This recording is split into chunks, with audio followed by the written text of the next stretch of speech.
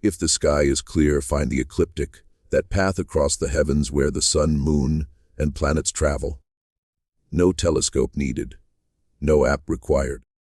Just face south and trace the route the moon follows, the road the planets drift along, the stretch of sky every ancient civilization on Earth considered the most valuable real estate above them. Now count the constellations along that path. Not the dozen you were taught, but the ones that are truly there. Because if you count carefully, if you follow the ecliptic with honest eyes instead of inherited assumptions, you won't find 12 constellations. You'll find 13. The 13th is called Ophiuchus, the serpent-bearer. It sits between Scorpio and Sagittarius. It's not small. It's not hidden. It's not some faint blur of stars requiring imagination to see. It's a vast constellation, one of the largest in the night sky, and the sun passes directly through it for about 18 days each year, roughly November 29th to December 17th. 18 days. More time than the sun spends in neighboring Scorpio. The sun literally moves through Ophiuchus, has always moved through Ophiuchus, and always will. And yet, when someone asks, "What's your sign?" Ophiuchus is never an option. It was erased, excised from the Zodiac like a character cut from a script between drafts. Still visible on the stage, still standing in the light, but no longer part of the story. I found this years ago and set it aside as astronomical trivia. An interesting footnote, a curiosity about the gap between the astronomical zodiac and the astrological one. Then I started pulling the thread. And the thread didn't lead where I thought it would. It didn't end with astronomy at all. It ended somewhere far deeper, far older, and far more deliberately buried than a simple mismatch between star charts and horoscope columns. This raises a simple but critical question. If there have always been 13 constellations along the ecliptic, why were we given only 12? The official explanation is tidy. The Babylonians, who formalized the zodiac around 500 BC, knew about Ophiuchus. They knew the sun passed through 13 constellations, but they worked with a 12-month calendar and 12 signs mapped neatly onto 12 months. So they dropped one. Ophiuchus was the odd one out. Administrative convenience, mathematical neatness, nothing more. And if that answer satisfies you, if you're okay with the idea that the most celestially obsessive civilization of the ancient world simply discarded a constellation because it didn't fit their spreadsheet, then you can stop reading here. But I couldn't stop, because the deeper I went, the more that explanation began to sound less like history and more like a cover story, stretched over something it wasn't meant to hide. Start with who Ophiuchus was. Constellations aren't just star patterns. They carry stories, identities, mythological weight that the cultures who named them considered sacred. And Ophiuchus carries a very specific story. A story that, once heard, makes the deletion feel less like bureaucratic convenience and more like something intentional. Ophiuchus is identified with Asclepius, the Greek god of medicine and healing. Not minor healing, not herbs or folk remedies, but the deepest kind, the sort that crossed the boundary between life and death. Asclepius, according to myth, learned the secret of resurrection. He could raise the dead. He could reverse the one irreversible thing.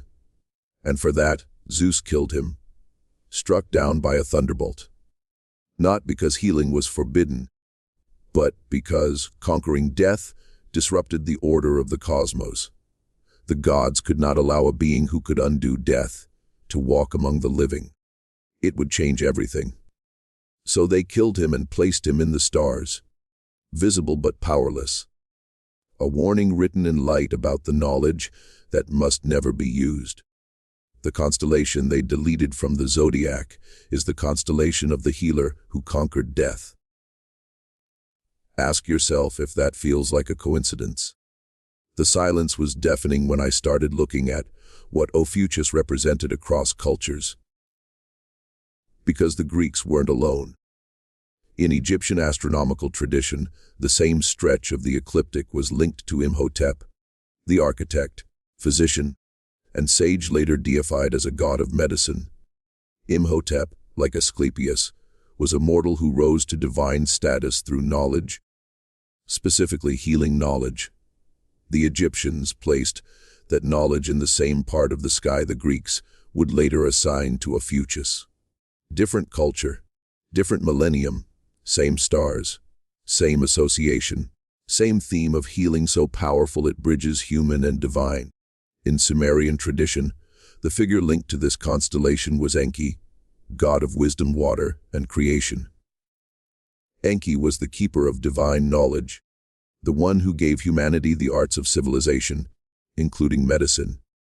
In multiple Sumerian texts, Enki acts against the decisions of other gods to preserve human life, to heal, to prevent destruction decreed by higher authorities. The parallels to Asclepius are so precise they feel less like independent myths and more like translations of the same original story into different cultural languages. The pattern repeats with unsettling precision across cultures, across millennia. The same region of the sky, the same archetype, the healer, the one who holds knowledge of life and death, the one punished for knowing too much, the one placed in the heavens as a reminder of what happens when certain boundaries are crossed.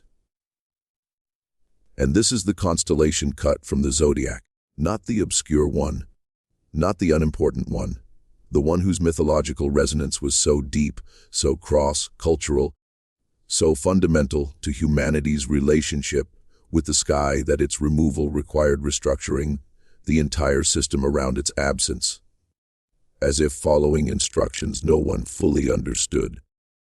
Now look at what the deletion did to the system. Removing Ophiuchus didn't just change the number of signs. It changed the dates, the durations, the meanings. The 12-sign Zodiac assigns each sign roughly 30 gres of the ecliptic, 30 days, 1/12 of the circle. But the actual constellations aren't uniform in size. Virgo spans over 44 Bri. Scorpio spans barely 7 degrees. The sun passes through Scorpio in about a week. Yet the astrological sign of Scorpio covers a full month. The sun passes through Ophiuchus for 18 days, but Ophiuchus doesn't exist in the astrological system at all. Pull up an astronomical chart yourself. Compare the actual positions of the constellations along the ecliptic to the dates assigned to the astrological signs. They don't match. Not approximately. Not with minor discrepancies. They are fundamentally misaligned. The sign you were told you were born under. The one on your necklace, your dating profile. The mug someone gave you. There's a significant chance it does not correspond to the constellation the sun was actually in at your birth. And the reason is the deletion. Remove one constellation, redistribute its days across the remaining 12, and the whole system drifts away from the sky it claims to describe. The deeper I went, the more I realized that the zodiac most people know isn't a map of the heavens. It's a map of a decision to impose 12-fold symmetry on a sky that lacks it. A decision to delete the 13th constellation and pretend the system was always 12. A decision made so long ago and reinforced so consistently that the deletion itself has become invisible. People argue about whether astrology is real without ever asking whether the astrology they're arguing about actually describes the real sky. It doesn't. It describes a simplified, edited, 12-part version of a sky that has 13 parts. And the part removed is the healer who conquered death. Here's where the thread connects to something I've found in other investigations. 13. The number keeps recurring. 13 months in the lunar year. 13 cycles of the menstrual calendar. 13 lunations in a solar year. The 13th month deleted from the calendar. The 13th hour deleted from the clock. And now the 13th constellation deleted from the zodiac. Count the deletions. Seriously, make a list. The 13th month removed when the Gregorian calendar imposed 12 months. The 13th hour erased when mechanical clocks standardized 12-hour cycles. The 13th constellation cut when the Zodiac was fixed at 12 signs. The 13th floor absent from buildings worldwide. The number 13 itself stigmatized so thoroughly that an entire phobia exists around it. Triskaidekaphobia, fear of a number. Not a predator, not a disease, not a height, a number. The pattern repeats with unsettling precision. 12 replaces 13, every time. Across every system that governs how we measure time, read the sky, build our buildings, organize our experience. 12 months, 12 hours, 12 signs, 12 apostles, 12 tribes, 12 notes in the chromatic scale, 12 inches in a foot, 12 members of a jury. The number 12 has been imposed on system after system, with a consistency that goes beyond cultural preference and into something resembling policy. And 13, the number it replaced, the number that corresponds to lunar cycles, to the female body, to the actual count of constellations along the ecliptic, to the natural rhythms that governed human life before the imposition of 12-based systems. 13 has been made into something feared, something unlucky, something to be skipped, avoided, deleted. Not because 13 is inherently dangerous, because 13 is the fingerprint of the old system, and every trace of the old system had to be removed for the new system to feel natural.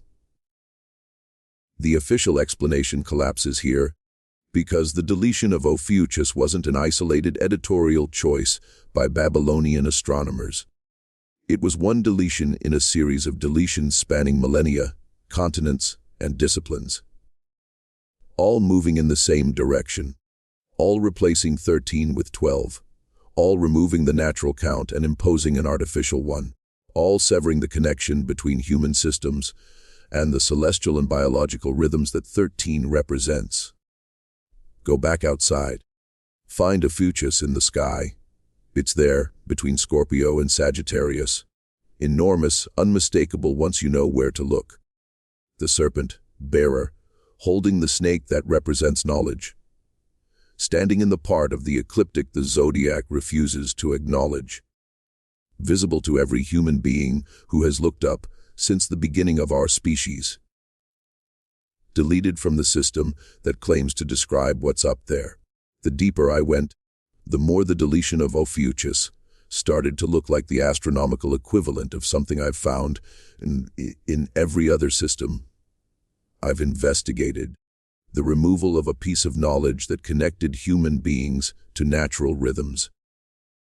The calendar deleted the 13th month, disconnecting us from the lunar cycle. The clock deleted the 13th hour, disconnecting us from the day's transitional rhythms.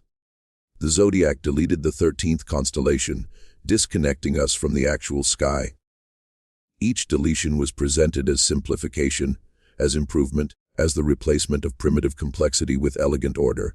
12 is cleaner than 13. 12 divides evenly. 12 is symmetrical. 12 is civilized. And with each deletion, the system moved further from nature and closer to something that could be institutionally managed, commercially exploited, and centrally controlled. A sky with 13 signs is a sky that matches the body, that matches the moon, that matches the rhythms that governed human life before institutional time. A sky with 12 signs is a sky that matches the calendar, the clock, the fiscal quarter, the systems that govern human life under institutional authority. The deletion wasn't about astronomy. It was about which sky you're allowed to live under, the real one with 13 constellations, or the managed one with 12. I'm not telling you astrology is real. I'm not telling you your horoscope would be different if Ophiuchus were included. Though it would be. I'm asking why the actual sky, the observable, measurable, scientifically documented sky, doesn't match the system that claims to be based on it. I'm asking why 13 keeps getting deleted from every system that governs human experience.